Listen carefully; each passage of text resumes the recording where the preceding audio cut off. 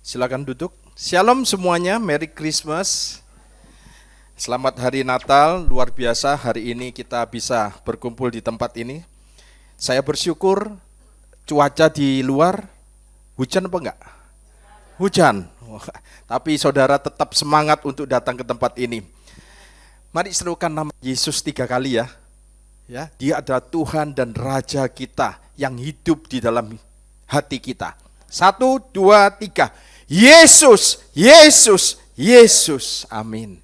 Kurang semangat. Ya, loyo harusnya semangat ya. 1, 2, 3. Yesus, Yesus, Yesus. Beri kemuliaan buat dia. Segala hormat, segala kemuliaan hanya bagi dia. Diberkatilah namanya yang mulia, yang telah melakukan perbuatan-perbuatan yang besar di dalam hidup saya, hidup saudara. Dia adalah Tuhan dan Raja kita yang tidak pernah gagal, yang tidak pernah meninggalkan kita. Dia selalu setia menyertai saudara dan saya. Sekalipun saudara ada di lembah, ada di gunung, dia tetap Allah yang menyertai kita. Hati kita kagum akan keindahan Yesus. Hati kita akan kagum, akan terpesona akan kemuliaannya yang dinyatakan di dalam pribadi Yesus Kristus. Nah, saatnya kita menikmati keindahan itu dan kemuliaannya di hari kelahirannya. Di hari kelahiran Yesus Kristus Tuhan dan Juru Selamat kita. Dia adalah Raja yang mulia. Nah, tema Natal Gereja K3 tahun ini adalah, tampilkan, lahirnya Raja Mulia. Lahirnya Raja Mulia. Raja itu mulia apa enggak ya? Mulia. Semua raja di dunia ini pasti ingin disembah. Ingin berkuasa. Ya, tapi Yesus aneh. Dia Raja surgawi yang meninggalkan tahta kemuliaannya di surga. Hanya untuk menemui saudara dan saya yang berdosa. Ya, ketika Yesus lahir, yang luar biasa saya perhatikan, respon dari ciptaannya itu sangat indah, sangat luar biasa. Ketika dia lahir, sebuah bintang yang ajaib dari timur nampak di langit. Nah, respon dari orang-orang Majus yang datang dari tempat yang sangat jauh. Dia datang bukan hanya untuk menyembah Yesus, tapi dia datang dengan membawa mur, emas, kemenyan, dipersembahkan untuk Yesus. Kemudian respon dari Raja Herodes. Apa yang terjadi? Raja Herodes saat itu terkejut dan takut. Kemudian sekalipun mereka Raja Herodes mengundang para imam, para ahli Taurat untuk bertanya, siapa yang lahir yang dinubuatkan di dalam kitab perjanjian lama itu. Sekalipun imam dan kepala dan para ahli Taurat memberi informasi yang benar. Tapi mereka responnya salah, saudara. Mereka tidak datang ke Bethlehem. Mereka tahu bahwa Yesus lahir ke Bethlehem, Yudea. Tapi respon mereka salah. Mereka tidak datang ke sana untuk menyembah Yesus. Padahal mereka berkata, Mesias lahir di Bethlehem. Mereka tahu dari nubuatan-nubuatan di perjanjian lama. Namun mereka tidak datang dan menyembah dia. Anda dan saya hari ini datang untuk meninggikan namanya. Untuk menyembah dia, Raja Mulia, Tuhan dan Juru Selamat kita. Anda memiliki respon yang luar biasa hari ini ketika merayakan hari kelahiran Yesus. Kenapa? Respon Anda ini penting. Menurut Anda, Yesus itu siapa? Yesus itu bagi Anda itu siapa? Banyak orang menganggap Yesus lahir untuk diteladani aja. Tapi mereka lupa bahwa Yesus lahir untuk menyerahkan nyawanya. Untuk memberikan hidupnya. Supaya saudara memiliki hidup dalam segala kelimpahan. Respon Anda itu penting bagi Tuhan. Dan respon Anda ditentukan dengan pesan firman Tuhan yang Anda akan dengar hari ini. Kita buka pertama di Lukas, Injil Lukas pasal 2 ayat 1-4. Tolong semua handphone di silent. Dan kalau mau ke belakang, silakan ke belakang dulu. Supaya Anda bisa menikmati firman Kristus dengan luar biasa hari ini. Lukas pasal 2 ayat 1-4.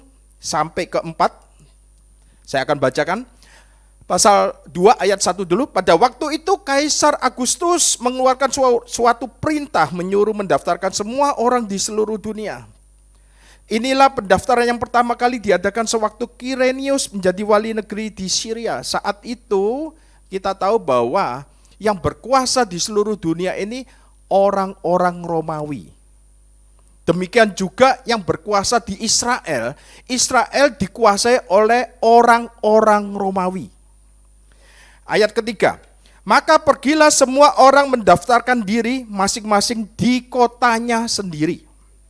Ayat 4, demikian juga Yusuf pergi dari kota Nazaret di Galilea ke Yudea, ke kota Daud yang bernama Bethlehem. Bethlehem artinya apa saudara? Rumah roti. Oke, dia adalah roti hidup kita. Tadi kita sama-sama menerima roti dan anggur. Ya, dia adalah roti hidup, dia adalah mana yang turun dari surga. Karena ia berasal dari keluarga dan keturunan Daud. Jadi Yusuf harus pergi dari kota Nazaret di Galilea ke Yudea, ke kota Daud yang bernama Bethlehem. Jadi kita ingat Daud juga lahirnya di Bethlehem ya. Karena ia berasal dari keluarga dan keturunan Daud. Wow. Yusuf, orang tua jasmaninya Yesus, itu keturunan Raja Daud. Ayat 5, supaya didaftarkan bersama-sama dengan Maria.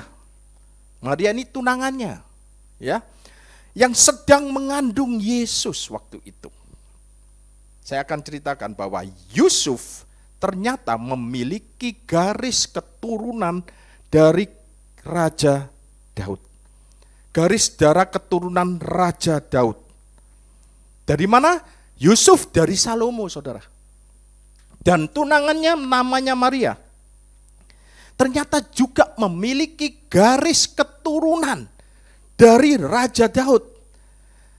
Kalau Yusuf ditarik ke atas, dia keturunan anaknya Daud yang namanya Salomo.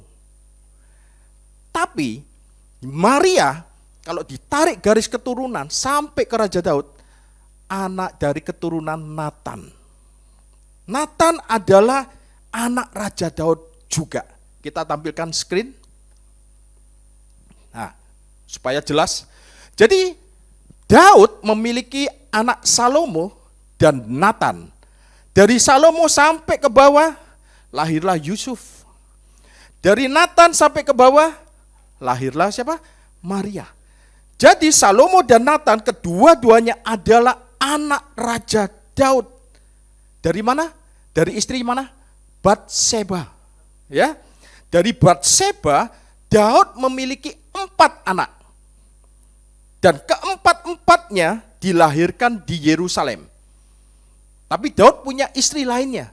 Tapi semua anak-anaknya dari istri lainnya tidak dilahirkan di Yerusalem. Tapi dari Batseba semuanya dilahirkan di Yerusalem, termasuk Salomo dan Natan. Kita baca 1 Tawari pasal 3 ayat 5. Inilah yang lahir bagi dia di Yerusalem, bagi Daud. Simea, Sobab, Natan, dan Salomo. Ada berapa orang? 4 orang dari Batsua binti Amiel. Nah, ini namanya Batseba, yaitu nama lainnya Batsua binti Amiel. Ini Batseba ya. Nah, jadi dari sini kita tahu bahwa Yesus memiliki double claim atas tatanya Raja Daud. Double claim. Tetapi Alkitab memberitahu kepada kita ketika Yesus berumur 8 hari setelah dia lahir. Yesus lahir tanggal berapa? 25 Desember. Ya, itu menjadi perdebatan. Tapi saya tidak bisa menjelaskan kenapa kok tanggal 25 Desember Yesus lahir. Ya, itu nanti saya akan jelaskan di waktu lain. Tapi Anda harus tahu, Yesus lahir tanggal 25. 8 hari kemudian, Yesus dipersembahkan di bait Allah. Menurut hukum Musa, dia harus dipersembahkan, disunat secara hukum Taurat, dan orang tuanya membawa korban. Yang menarik, tanggal 25 kalau Anda hitung, setelah tanggal 25, 8 hari kemudian, tanggal berapa? 25, 26, 27, 28, 29, 30, 31, 1. Jadi pas tanggal 1, itu tahun baru saudara. 25 itu dipakai dengan semua dunia memakai kalender Gregorian. Yaitu 25 Desember itu sesudah Masehi. Kita akan pakai sesudah Masehi sebelum Masehi. Ya, Masehi itu siapa? Yesus. Tanpa sadar seluruh dunia ini memakai tanggalan kelahiran Yesus. Beri kemuliaan buat Tuhan. Nah, kembali menyambung lagi. Tetapi Alkitab memberitahu kita ketika Yesus berumur 8 hari, dia dibawa oleh Maria ibunya untuk dipersembahkan di Bait Allah. Dan Maria membawa sepasang burung tekukur. Tekukur itu saya lihat ternyata perkutut saudara. Ya, sepasang burung perkutut dan sepasang merpati atau sepasang merpati. Tapi Maria membawa sepasang merpati. Kita baca Lukas pasal 2 ayat 21. Dan ketika genap 8 hari dan ia harus disunatkan, ia diberi nama siapa? Yesus. Seperti nama yang diberikan oleh malaikat sebelum ia dikandung di dalam rahim. Ketika hari-hari penyucian sesuai hukum Musa telah usai, Maria dan Yusuf membawa Yesus ke Yerusalem untuk menyerahkannya kepada Tuhan. Next. Ayat 23, seperti yang tertulis dalam hukum Tuhan, setiap anak laki-laki sulung harus dikuduskan bagi Tuhan. Ini hukum Musa. Ayat 24, dan untuk memberikan persembahan sesuai dengan apa yang dikatakan dalam hukum Tuhan, yaitu sepasang burung dara atau 2 ekor burung merpati muda. Mestinya itu sepasang burung tekukur juga. Nah, pada zaman itu, Anda harus tahu tradisi orang Yahudi, kalau orang kaya, mereka akan membawa korban yang namanya lembu. Kalau kaya, bawa lembu dia. Ya. Kalau menengah, kelas menengah, orang membawa kambing, lebih murah saudara. Tapi kalau orang itu miskin, keluarganya miskin, mereka membawa burung dara atau burung merpati. Karena apa? Di sana di Israel gampang didapat, murah. Di jalanan bisa diambil gratis burung merpati itu. Kenapa saya mau cerita ini? Saya ingin memberitahu bahwa keturunan keluarga kerajaan Daud telah begitu miskinnya waktu Yesus lahir. Tuhan Yesus yang menciptakan langit dan bumi dan segala isinya. Dia yang menempatkan emas, batu permata, batu safir di Taman Eden waktu itu. Ketika penciptaan. Tapi ketika dia datang ke dunia, dia memilih dilahirkan di sebuah kandang atau di sebuah palungan. Ada enggak manusia yang pernah mau ditanyain, lahir di mana bayimu? Oh, lahir di kandang binatang. Oh, lahir di palungan. Ada? Di sini ada? Enggak ada. Ya. Ia memilih sebuah palungan yang bau.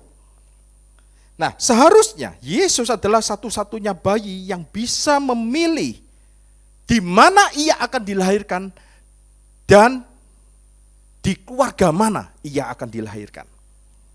Tapi kita bisa mengetahui dari Injil, ia memilih dilahirkan dari Yusuf dan Maria. Mereka sangat miskin. Dari mana taunya? Ketika Yesus dipersembahkan di Bait Allah, mereka cuma bawa burung dara, burung merpati. Yesus memilih untuk dilahirkan di sebuah desa yang kecil, namanya Bethlehem Efrata. Tempat para gembala Ia memilih untuk dilahirkan di tempat yang hina. Supaya kita yang paling hina bisa menghampiri dia. Bisa mendekat kepada dia.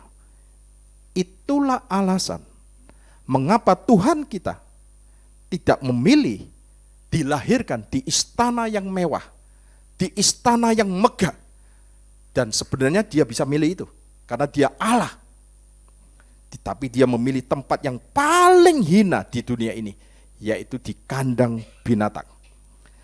Raja surgawi itu turun ke dunia, dan kita tahu sendiri, dia rela untuk membasuh kaki para muridnya.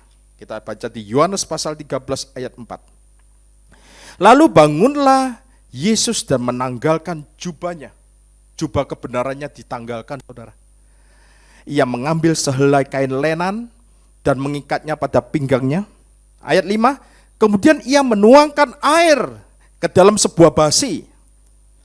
Dan mulai, basi adalah baskom ya, dan mulailah dia membasuh kaki murid-muridnya. Lalu menyekanya dengan kain yang terikat pada pinggangnya. Raja mana yang mau membasuh kaki murid-muridnya? Atau kaki pengawal-pengawalnya? Justru pengawal-pengawalnya yang harus basuh kaki raja-raja itu. Tapi Yesus memberitahu kita, dia raja yang mulia. Dia datang di tempat di mana kita berada. Tapi dia meninggalkan semuanya. Dia tinggalkan jubah kemegahannya, jubah kemuliaannya. Dan dia membasuh kaki murid-muridnya. Bayangkan kondisi jalan di Israel waktu itu berdebu, saudara. Mereka hanya pakai sandal. Jadi Yesus menjadi hamba yang paling rendah. Karena pada saat itu, kalau ada tuan yang dari luar kemudian masuk rumah, mereka semua pakai sandal, saudara. Kakinya pasti berdebu. Lah, hamba-hambanya yang di rumah itulah yang membasuh kaki tuan-tuannya. Jadi hamba paling rendah di rumah adalah orang yang melakukan tugas paling rendah, yaitu membasuh kaki pemilik rumah itu sebelum masuk.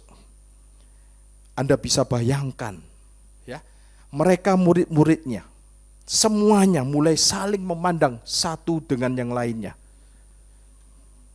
Melihat bagaimana Yesus yang menyembuhkan orang kusta, yang mencelikan mata orang buta, yang membangkitkan orang yang mati, rela untuk membasuh kaki murid-muridnya. Yesus sengaja membasuh kaki muridnya dengan air. Jadi, seperti tadi Pastor Yason mengatakan, ketika Anda dengarkan firman Tuhan, Anda dibasuh oleh air kehidupan. Air kehidupan itu adalah firman Tuhan. Jadi setiap kali Anda mendengar, merenungkan, membaca firman Tuhan, Anda tahu, Tuhan Yesus sedang membasuh kaki saudara. Saat ini juga, beri kemuliaan buat Tuhan. Dia sedang membasuh kaki saudara satu persatu. Luar biasa. Setelah dia selesai membasuh, dia menyeka kakinya, kaki mereka, sampai kering. Kalau Anda basah, enak enggak jalan? Ya, pasti ada pasir-pasir lengket-lengket. Ya, Yesus menyeka sampai kering. Dengan kain apa? Kain lenan yang terikat di pinggangnya. Nah, kain lenan di dalam Alkitab menggambarkan kebenaran. Jadi ketika Anda menerima firman Kristus, firman Tuhan, Anda mengerti kebenaran. Anda mengetahui, Anda memahami bahwa Anda sudah dibenarkan oleh darah Yesus. Anda adalah kebenaran Allah di dalam Kristus Yesus. Anda bukan lagi orang berdosa. Anda adalah orang benar yang sudah ditebus oleh darah Yesus. Beri kemuliaan buat Tuhan kita. Jadi pikiran Anda yang setiap hari dikotori oleh berita-berita di sekeliling saudara. Mungkin sosmed, Anda lihat sosmed setiap hari. Anda lihat HP setiap hari. Ya, pikiran Anda dikotori dengan informasi-informasi itu. Maka muncul ketakutan, muncul kekhawatiran, muncul kecemasan. Ya, Anda baca akhir-akhir ini banyak bencana di sana sini, di sana sini. Saya berapa minggu yang lalu awal bulan saya pelayanan di Semarang, ya. Lalu banyak teman-teman ngomong, waduh, pas tuh banjir ya. Semarang tuh banjir, saudara, biasanya sering banjir. Tapi saya percaya, ketika seorang yang membawa kabar baik, Tuhan akan menyertai sampai untuk menunjukkan kemuliaannya. Sampai di Semarang saya tidak hujan sama sekali. 3 hari saya di sana enggak hujan sama sekali. Hari ini juga saya berdoa supaya diberi cuaca cerah. Kemarin kita tahu di Surabaya, ya, anak saya kejebak macet. Berapa jam orang-orang di Surabaya kena macet tanggal 24 malam. Ya, tapi kita bersyukur hari ini kita bisa merayakan Natal di GBK K3 ini. Macet enggak tadi? Lancar. Saya dari barat kemudian sampai sini. Enggak setengah jam lah. Lancar. Tuhan buka jalan semuanya untuk saudara dan saya juga. Jadi jangan takut saudara menghadapi tahun 2026 ini. Banyak informasi bahwa 2026 ini nanti enggak baik-baik saja. Tambah susah, ya. Dunia tambah gelap. Ingat, di tempat kediaman orang benar ada terang supranatural. Di tempat saudara dan saya ada terang supranatural, yaitu terangnya Tuhan. Anda dipisahkan dari dunia. Dunia boleh gelap, dunia boleh kacau, tapi kita semua anak-anak Tuhan ada terang supranatural yang menerangi keluarga kita, yang menerangi kesehatan kita, yang menerangi pekerjaan kita, yang menerangi hidup kita sampai selama-lamanya. Jangan takut, jangan gelisah. Biarlah firman Tuhan ini akan membersihkan segala kotoran di dalam pikiran saudara. Segala ketakutan, segala kekhawatiran, kecemasan akan disingkirkan. Dan diganti dengan apa? Kasih, sukacita, damai sejahtera memenuhi pikiran dan hati saudara. Ada pengharapan di dalam Kristus Yesus. Itulah pribadi kasih karunia yang datang di dalam palungan. Di Injil Yohanes tertulis seperti ini. Kita baca. Yohanes pasal 1 ayat 16. Karena dari kepenuhannya kita semua, tidak terkecuali, kita semua yang ada di sini. Menerima apa? Menerima kasih karunia demi kasih karunia. Jadi apa orang yang lain baca dari kehidupan kita? Jangan-jangan orang membaca hidup kita seperti dari kekurangannya kita menerima. Alkitab mengatakan dengan jelas bahwa kita telah menerima dari kepenuhannya, bukan dari kekurangannya. Cara kita berbicara, cara kita menjalani hidup ini, ya, seakan-akan bukan menerima dari kepenuhannya. Kita menerima tapi dari kekurangannya. No, kita semua, Alkitab mengatakan dari kepenuhannya lah kita semua telah menerima kasih karunia demi kasih karunia. By the way, kita bukan menerima kebenaran demi kebenaran. Alkitab ini enggak ngomong seperti itu. Tapi kita menerima grace upon grace. Saya mendukung kebenaran. Tapi di sini dikatakan kasih karunia demi kasih karunia. Yang menarik, demi, kata demi itu di dalam bahasa Yunaninya menggunakan kata entai. Kalau ini tulisannya anti. Entai. Entai itu artinya menggantikan, to replace. Jadi dari kepenuhannya Anda tahun 2026 nanti menerima grace from grace. Jadi setiap hari Anda menerima grace yang baru, kemurahan yang baru, kebaikan yang baru. Amin. Ya, enta itu artinya menggantikan. Kita menggunakan kata anti seperti antikris. Anti itu artinya menggantikan. Jadi kalau ada antikris, artinya mau menggantikan Kristus. Jadi dengan kata lain, saat kasih karunia datang, hari ini jangan khawatir akan hari esok. Karena hari esok, ketika hari esok datang, ada kasih karunia yang baru yang tersedia untuk saudara dan saya.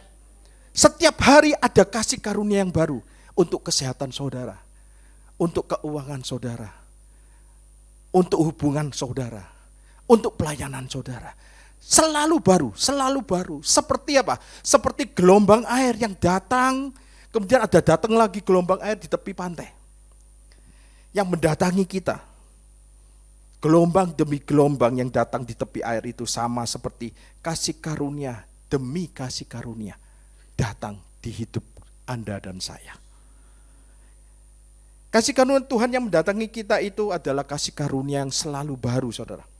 Bayangkan setiap hari, kalau Anda meninggalkan rumah dan Anda menyadari bahwa kasih karunia Tuhan, aku akan terima yang baru, mendatangi saudara. Jadi ketika kita menghadapi pergumulan, akan tersedia kasih karunia, tersedia untuk pergumulan kita. Ketika Anda menghadapi tantangan, ada kasih karunia yang tersedia untuk setiap tantangan kita. Ketika Anda menghadapi tantangan itu, ada penyediaan kasih karunia Tuhan. Anda tahu apa artinya kasih karunia itu? Kasih karunia itu adalah kemurahan Tuhan yang tidak layak saudara terima. Unmerited favor, itu khotbah saya yang minggu lalu. Kemurahan Tuhan yang gak layak kita terima, itu terus terjadi di sepanjang hidup saudara. Milikilah kesadaran itu, di tahun 2026, kasih karunia yaitu kemurahan Tuhan selalu menyertai saudara. Kembali ke kisah kelahiran Raja Mulia, Lukas pasal 1 ayat 31 dan 33. Sesungguhnya engkau akan mengandung dan akan melahirkan seorang anak laki-laki, dan dalam engkau menamai dia Yesus. Ayat 32, ia akan menjadi besar dan akan disebut anak Allah yang maha tinggi. Dan Tuhan Allah akan mengaruniakan kepadanya tahta Daud, bapak leluhurnya. Ayat 33, dan ia akan menjadi apa? Raja atas kaum keturunan Yakub. Yakub diganti nama Israel. Sampai selama-lamanya. Sampai selama-lamanya. Raja-raja gak ada yang selama-lamanya. Hanya dia yang akan menjadi raja untuk selama-lamanya. Dan kerajaannya tidak akan berkesudahan. Jadi Natal adalah merayakan kelahiran seorang raja yang akan memerintah sampai selama-lamanya. Dan kerajaannya tidak akan berkesudahan. Dia raja yang mulia, yang rela meninggalkan tata kemuliaannya di surga untuk turun ke dunia menyelamatkan saudara dan saya. Raja mulia itu datang untuk membuat buta yang melihat, tuli mendengar, yang lumpuh berjalan, yang tertolak diterima, yang terikat dilepaskan, yang mati dibangkitkan. Dan Raja mulia itu lahir ke dunia bukan untuk dilayani, tapi untuk melayani. Bahkan ia mati mencurahkan darahnya untuk menebus semua dosa kita, untuk menyucikan semua dosa kita. Sebab semua manusia telah berdosa, telah tercemar sama dosa. Darah saya tercemar oleh dosa. Darah saudara tercemar sama dosa. Darah saya gak bisa membasuh dosa saudara. Darah saya gak bisa menyucikan dosa saudara. Darah Yesus yang tidak tercemar itu yang bisa menyucikan dosa kita. Sebab apa? Semua keturunan Adam sudah tercemar dosa. Karena itu saya nggak setuju kalau ada pandangan bayi itu kalau lahir itu seperti kain yang putih, kertas yang putih. No. Semua bayi yang lahir itu sudah kotor. Hanya nanti nunggu kapan dia bisa berbuat dosa. Tapi di dalamnya sudah ada dosa. Tinggal nunggu kapan orang bayi itu akan berbuat dosa. Makanya semua manusia sudah kehilangan kemuliaan Tuhan. Tapi Yesus yang memiliki darah surgawi itu, yang tidak tercemar dosa itu, darah ilahi, darah yang mulia itu, dicurahkan untuk dosa saudara dan saya. Sehingga ketika dia mencurahkan darahnya, Anda sudah tidak ada di bawah kemarahan Tuhan. Anda tidak ada di bawah murka Tuhan lagi. Anda di bawah berkat-berkat Tuhan yang luar biasa, di bawah kemurahan Tuhan. Dan Raja mulia itu sekarang mau tinggal di dalam Anda dan saya. Sebab itu Tuhan tidak mau Anda sadar akan kekurangan saudara. Tuhan gak mau Anda sadar akan dosa-dosa saudara. Tuhan mau Anda sadar akan apa? Kelimpahan kasih karunia dan anugerah kebenaran yang saudara terima. Ketika Anda sadar akan kelimpahan kasih karunia dan anugerah kebenaran, maka Alkitab berkata, Anda akan berkuasa atas seluruh hidup saudara. Anda akan berkuasa atas dosa. Anda akan berkuasa atas sakit penyakit. Anda akan berkuasa atas setan. Karena kelimpahan kasih karunia dan anugerah kebenaran itu ada tinggal di dalam saudara. Dan kerajaannya ada di dalam saudara. Lukas pasal 2 ayat 4 sampai 5 kita baca lagi. Supaya didaftarkan bersama-sama dengan Maria tunangannya yang sedang mengandung. Jadi saat itu Maria sedang mengandung Yesus. Mereka harus menempuh perjalanan sampai 150 kilo jauhnya dari Nazaret sampai ke Bethlehem Efrata. Maka genaplah apa yang Tuhan nubuatkan di Nabi Mika. Kita baca nubuatan Nabi Mika. Ini nubuatan Nabi Mika di Perjanjian Lama. Tetapi engkau, hai Bethlehem Efrata, hai yang terkecil di antara kaum-kaum Yehuda. Kita tahu semua Yesus lahir di Bethlehem Efrata. Dan Alkitab mengatakan engkau yang terkecil di antara kaum-kaum Yehuda. Tuhan selalu memilih yang terkecil, yang terhilang, kemudian yang paling belakang. Tuhan selalu memilih itu. Yang terhilang, terkecil, yang paling belakang. Itu yang dipilih Tuhan. Ya, daripadamu akan bangkit bagiku seorang yang memerintah Israel, yang permulanya sudah sejak purbakala, sejak dahulu kala. Di dalam bahasa Inggrisnya NKJV-nya itu sejak kekekalan, dari kekekalan. Perhatikan kalimat terakhir ya. Sejak dahulu kala dalam KJV-nya from everlasting, dari kekekalan. Artinya apa? Artinya seperti ini. Keberadaan Yesus Tuhan kita bukan dimulai dari Bethlehem Efrata. Keberadaan Yesus bukan dimulai dari kandungan Maria. Karena keberadaannya dari kekekalan. Dia ada di luar waktu. Dia yang menciptakan waktu. Dia yang adalah Alfa dan Omega. Dia adalah yang awal dan yang akhir. Keberadaannya di luar waktu. Everlasting. Jadi keberadaan Yesus bukan dari Bethlehem Efrata, bukan dari kandungan ibunya, tapi dari kekekalan. Aku adalah Alfa dan Omega. Wahyu pasal 1 kita lihat. Next. Aku adalah apa? Alfa dan Omega. Saya yakin Yesus mengatakan ini dalam bahasa Ibrani. Dalam bahasa Ibraninya, aku adalah Alef dan Taf. Apa artinya? Akulah awal dan yang akhir. Firman Tuhan Allah. Yang ada, the present. Yang sudah ada, dia ngomong I am. Yang ada, yang sudah ada, I was. Dan yang akan datang, I will be. Yang maha kuasa. Alfa dan Omega adalah huruf pertama Yunani dan huruf akhir Yunani. Alfa, Omega. Sama seperti kita A sampai Z. A, B, C, D sampai Z. Ya. Jadi kalau kita ngomong, Yesus adalah A to Z. Dia yang awal sampai yang akhir. Dengan kata lain, Yesus berkata, aku memiliki kata pertama di dalam situasimu. Dan aku memiliki kata terakhir dalam situasimu. Nah, setiap huruf Ibrani juga mempunyai sebuah perwakilan gambar. Saya akan jelaskan sedikit. Alef itu huruf pertama di dalam abjad Ibrani, Alef. Digambarkan dengan kepala lembu, Alef. Taf, huruf terakhir di Ibrani, simbolnya salib. Kalau digabungkan Alef Taf menjadi gambaran yang sangat indah. Dia adalah korban sebenarnya di atas kayu salib untuk penebus dosa kita. Dia adalah korban bagi kita yang menderita, harus mati sampai berdarah-darah. Saat Yesus tergantung di atas kayu salib, dia menanggung semua dosa kita. Dan jangan lupa, dia juga menanggung segala sakit penyakit kita. Kita baca, dan kelemahan kita. Matius 8 ayat 17.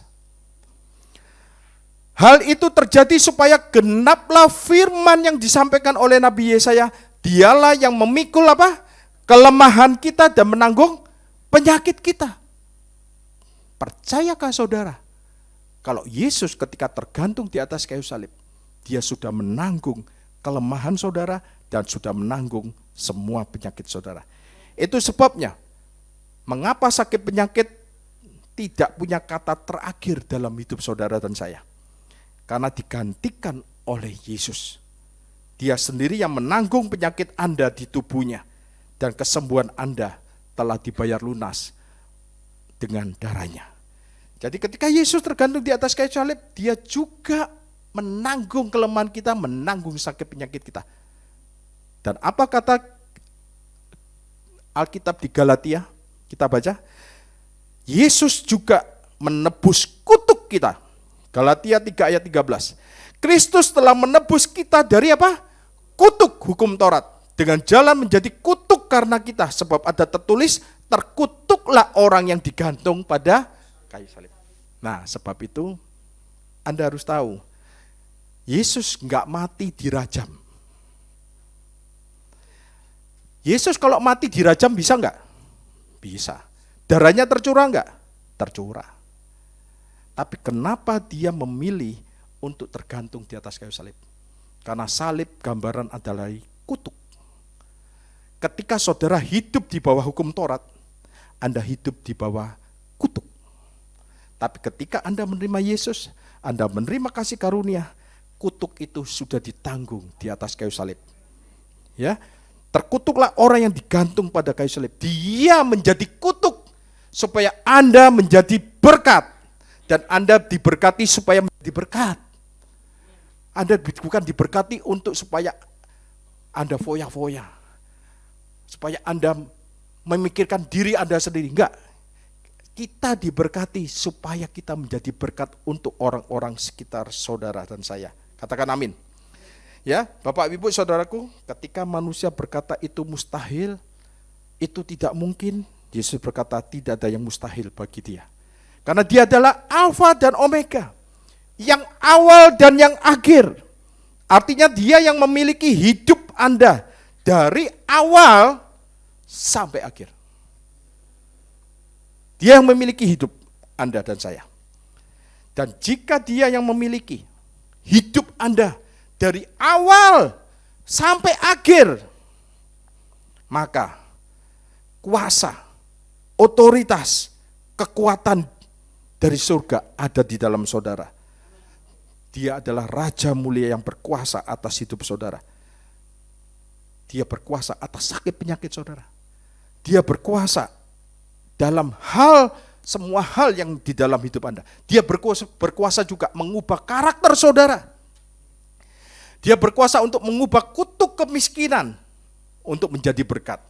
Dia Raja mulia yang memerintahkan berkat turun atas keluarga saudara, turun di atas kepala saudara. Jadi dia yang memiliki kata pertama dan dia memiliki kata terakhir di dalam setiap situasi saudara. Para ahli ekonom, para kedokteran enggak memiliki saudara. Yesus Raja mulia itu memiliki kata pertama dan kata terakhir dalam hidup saudara semua. Percayakan hidup saudara kepada dia. Dia adalah Yesus Raja mulia. Kalau Anda kehilangan pasangan saudara, Anda kehilangan orang-orang yang Anda cintai, percayalah, Anda masih memiliki Yesus. Dia adalah Yesus Raja mulia yang berkuasa penuh atas hidup saudara dan saya. Dia yang akan memegang penuh kendali hidup Anda, anak-anak saudara. Ketika Anda memiliki Yesus, Anda memiliki segalanya. Artinya apa? Ketika Anda memiliki Yesus, ketika aku punya Yesus, aku punya segalanya. Artinya, ketika Tuhan memberikan Yesus, Tuhan memberikan segalanya. untuk Anda dan saya. Dan terakhir, tahukah saudara bahwa sejak dari penciptaan, Tuhan telah memberikan bumi ini kepada kita manusia. Kita baca Mazmur 115 ayat yang ke-16. Siap-siap untuk WL Singer dan pemusik ya. Langit itu langit kepunyaan Tuhan, dan bumi ini telah diberikannya kepada siapa? Anak-anak manusia. Bumi ini dulu diberikan kepada kita anak-anak manusia. Jadi Tuhan memberikan kepada manusia. Tapi manusia tunduk kepada setan dan memberikan bumi ini kepada setan. Nah, di sanalah awal kesengsaraan besar. Di sanalah penderitaan besar terjadi di bumi ini. Sakit penyakit masuk, penuaan masuk, akhirnya mati. Dan manusia sembunyi dari hadapan Tuhan ketika mendengar bunyi langkah Tuhan di Taman Eden waktu itu.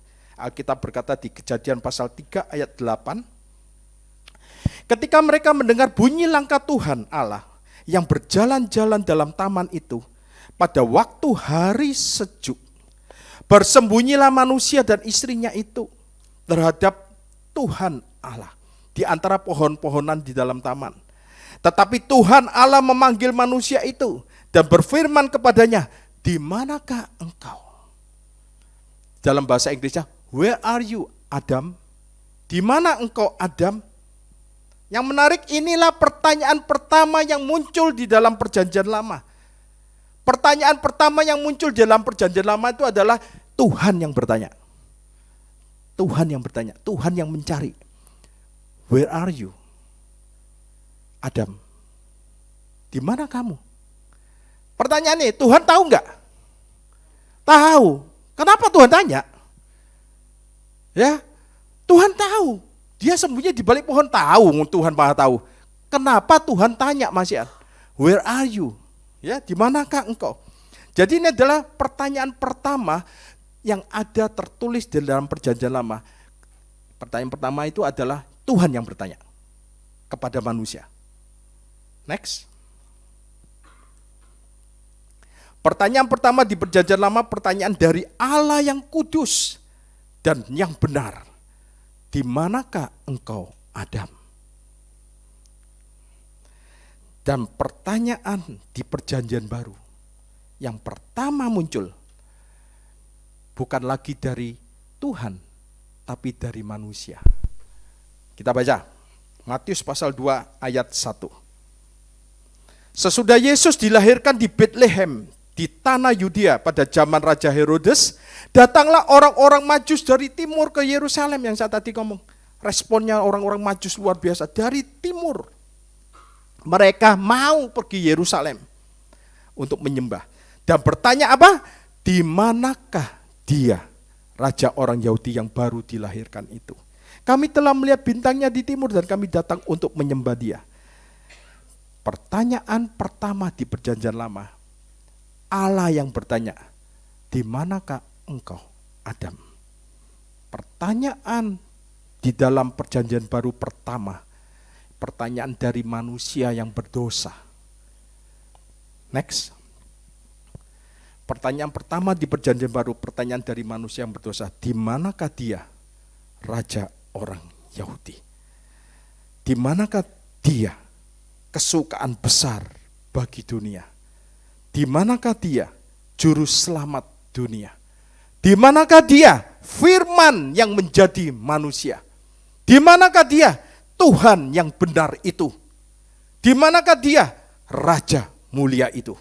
Di manakah dia, Tuhan yang menyelamatkan hidupku?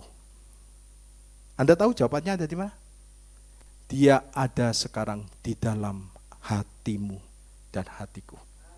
Dia mau tinggal di dalam hati kita semua. Alkitab mengatakan segala sesuatu yang dapat digoncangkan di masa sekarang akan digoncangkan. Supaya segala sesuatu yang tidak tergoncangkan akan tinggal tetap. Sebab itu ketika kita melihat dunia ini semakin jahat, kita melihat semakin gelap, jangan takut. Ingat, telah lahir Raja mulia ke dunia. Dan Raja mulia itu sekarang tinggal di dalam saudara dan tinggal di dalam saya. untuk membuktikan bahwa Dia sangat mengasihi saudara dan saya. Beri kemuliaan buat Tuhan kita.